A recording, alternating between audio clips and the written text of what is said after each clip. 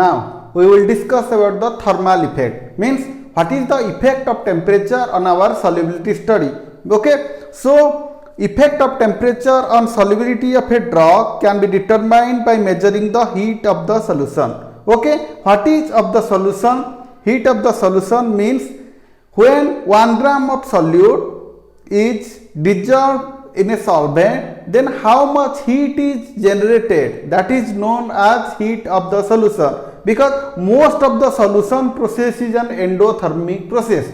In endothermic process, that means delta H value is our positive. So thus increase the solution temperature, that means increase in solubility. Okay, so in thermal effect of temperature on solubility of a drug can be measured by using the heat of solution equation. Heat of solution equation is, it represents the heat released or absorbed when a mole of solute is dissolved in a large quantity of the solvent.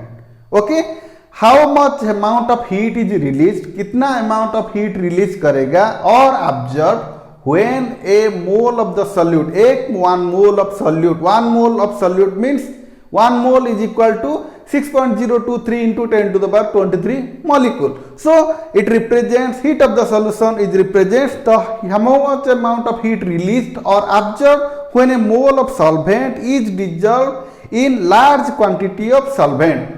So most of the solution process is endothermic process, that means delta H value is positive. That means if we increase the solution temperature, that is the directly implication of our solubility.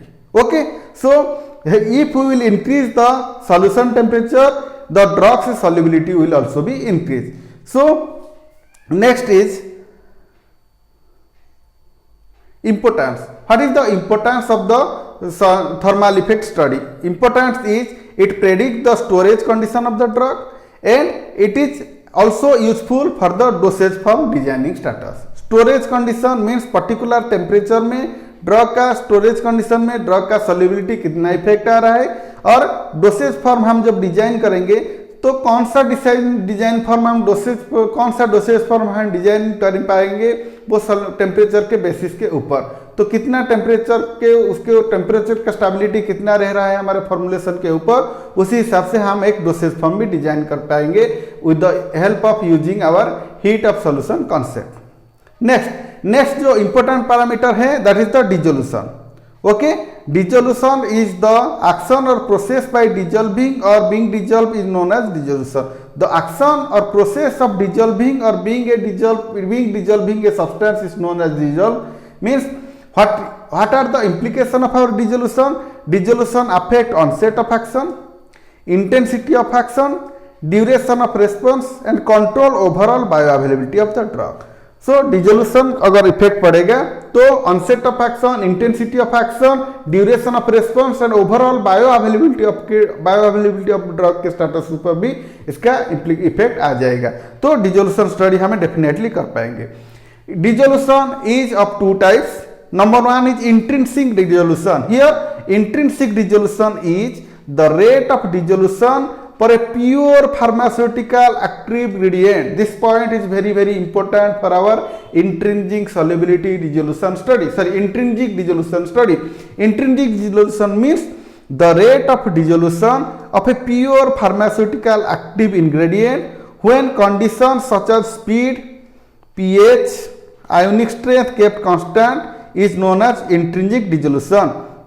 It measures the inherent property or intrinsic property of the drug only as the function of dissolution. That means intrinsic dissolution means inherent dissolution of the drug or inherent dissolution of an API.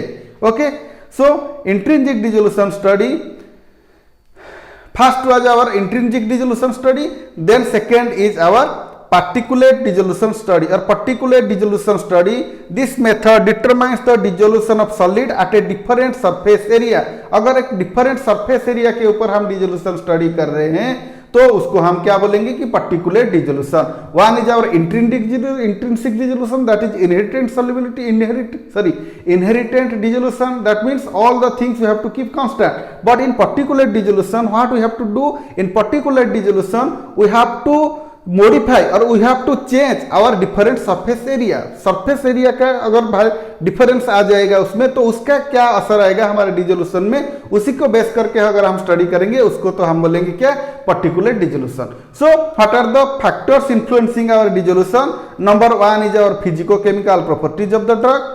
Number 2 is factors relating to dissolution apparatus, and number 3 our factors relating to dissolution media.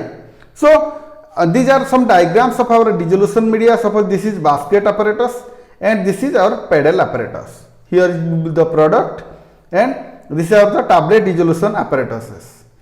So now how many types of dissolution apparatus are there according to our USP? In USP there are 7 dissolution apparatus: type 1, type 2, type 3, type 4, type 5, type 6 and type 7. So what are the type 1 apparatus? According to IP it is paddle, and according to USP it is basket. Number 2 according to IP this is basket, and according to USP this is paddle. Okay, and type 3 is your reciprocating cylinder. Number 4 is flow through cell. Number 5 is paddle over disc. Number 6 is rotating cylinder, and number 7 is our reciprocating cylinder. Okay, so dissolution apparatus हम जब dissolution study जब हम करेंगे, we have to take the help of our dissolution dissolution हम एक substance का study करेंगे तो we have to take the help of our dissolution apparatus.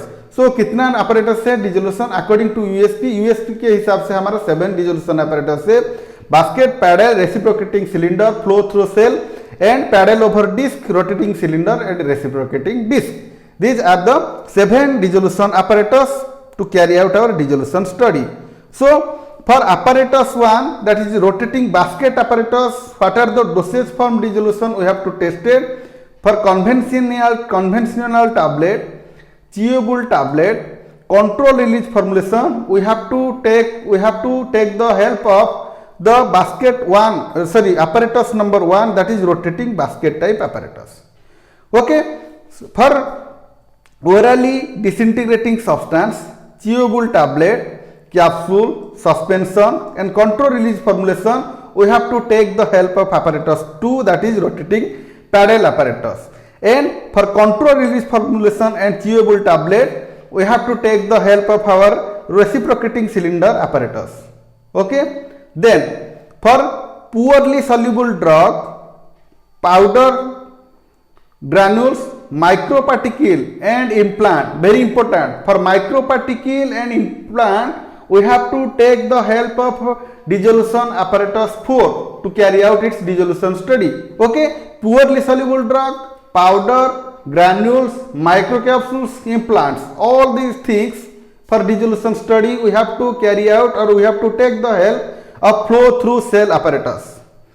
Okay, maximum time when the GPET examiner maximum time asking the apparatus which type of apparatus is used for our transdermal drug delivery system evaluation. Always हमें याद रखना है कि transdermal patches और transdermal drug delivery system के लिए हम apparatus 5 and apparatus 6 का डिसोल्यूशन apparatus का हेल्प लेते हैं. For transdermal patches apparatus 5 that is paddle over disc, and cylinder apparatus that is apparatus number 6 we have to take the help for to carry out our transdermal drug delivery system evaluation. For control release formulation, that is non-disintegrating oral formulation and transdermal formulation also, we have to take the help of rotating disc apparatus. Okay, so what are the important factors that affect our dissolution of the drug? Number 1 is our drug solubility, number 2 is particle size, number 3 is salt formation, solvate hydrates, pH effect, adsorbent, polymorphism, amorphism, co-precipitate and complexation. All these things affect our dissolution status. Then rotating dissolution apparatus, rotating dissolution media, all the things are also we have to take the consideration. Now after doing all the formulation, next thing is a challenging task of the stability issue of the drug. For stability issue of the drug, what things we have to take consideration for our pre-formulation analysis. Okay, so stability study is defined as the extent to which a product remain within the specified limit its identical strength, quality and purity throughout the period and storage. Stability analysis हमें definitely करना होगा according to basis of the ICS guideline. Stability study is must. Stability data हमको definitely दिखाना पड़ेगा अगर हम एक product का फॉर्मुलेशन का उसको क्या करेंगे अप्रूवल करने के लिए. ओके, तो स्टेबिलिटी एनालिसिस हम कैसे करेंगे while carry out our pre formulation study. For solid state stability two types of stability study we have to carry out. Number one is solid state stability study and another is your solution stability study. For solid state stability study, what are the technique we have to use? That is solid state nucleomagnetic resonance. Number two, our powdered XRD, that is X-ray diffraction. FTIR data means Fourier transformation infrared spectroscopical data. Raman spectroscopy, differential scanning calorimetry, thermogravimetric analysis and dynamic vapor suction.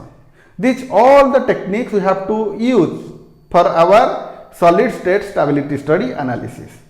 Then for solution state stability study analysis, what we have to take? We have to take the condition of pH, co-solvent, light, ionic strength, temperature and oxygen. All the factors we have to consider while carrying out our solution state stability study.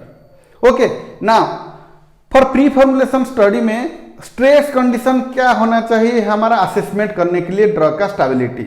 Okay, देखिए solid state में हम जब solid state में हम stability जब assessment करेंगे तो क्या क्या थिंग्स हमें कंसीडर करना पड़ेगा. हीट, कितना डिग्री टेम्परेचर में हम उसको एक्सपोज करेंगे हमारा फॉर्मुलेशन को. It is tested in 4, 20, 30, 40 and 75. Okay, up to 40 degree centigrade we have to expose our formulation in a relative humidity with 75%. Okay, 4 degree Celsius, 20 degree Celsius, 30 degree Celsius और 40 degree Celsius में हमें exposure करना पड़ेगा हमारा formulation को, जो हम formulation बनाए हैं at a relative humidity that is 75%. Okay, moisture uptake study करने के लिए हमें 30 degree temperature, 40 degree temperature, 60 degree, 70 degree and 90 degree. For moisture uptake study के लिए हमें 30%, 40%, 60, 75 एंड 90% रिलेटिव ह्यूमिडिटी में और एट रूम टेम्परेचर में हम उसको स्टडी करेंगे. और फिजिकल स्ट्रेसिंग के लिए हम बॉल मिल के सहारे हम डेफिनेटली उसको स्ट्रेस कंडीशन टेस्ट करेंगे. So heat, moisture Uptake and physical stress हम डेफिनेटली करना पड़ेगा हमारा सॉलिड स्टेट स्टेबिलिटी स्टडी करने के लिए. देन सॉल्यूशन स्टेट स्टेबिलिटी के स्टडी के लिए पीएच का कैसे वेरिएशन करेंगे. 1, 3, 7, 9 and 11 pH you have to take at room temperature and 37 degree Celsius. Reflux with 1 molar of HCl and 1 molar of NaOH. 1 molar HCl and 1 molar NaOH में हम इसी pH के हिसाब से रूम टेम्परेचर में एट 37 डिग्री सेल्सियस में हम उसको एक्सपोज करेंगे हमारा फॉर्मुलेशन को. और लाइट में नॉर्मली लाइट में दो वेवलेंथ वाला लाइट हमें यूज करना है. one is 254 nanometer and another is 366 nanometer and visible light at room temperature also we have to take the help. Then oxidation means pairing with oxygen at room temperature. UV may accelerate the breakdown process of our formulation. Okay, so all the things we have to consider while carry out our pre-formulation study for our stability analysis. Okay.